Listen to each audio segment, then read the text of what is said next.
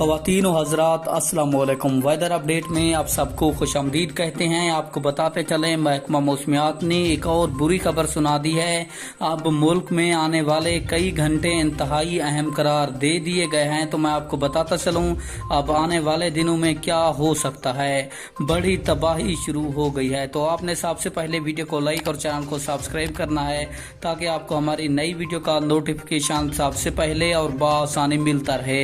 तो आपका कीमती वक्त ज़ाया किए बगैर बढ़ते हैं वीडियो की जानिब। आपको बताते चलें तफसीलात के मुताबिक महकमा मौसमियात की ताज़ा तरीन रिपोर्ट के मुताबिक 14 जुलाई यानी आज से जो इंतहाई ख़तरनाक तरीन बारिशी स्पेल मुल्क भर में दाखिल हो रहा है। ज़्यादातर ये बारिशें कराची और सिंध में बरसाएगा, लेकिन इसमें पाकिस्तान के सूबा पंजाब और खैबर पख्तूनख्वा में भी शदीद और ख़तरनाक तरीन बारिश होगी, जो कि कई इलाके ज़ेरे आब आ सकते हैं।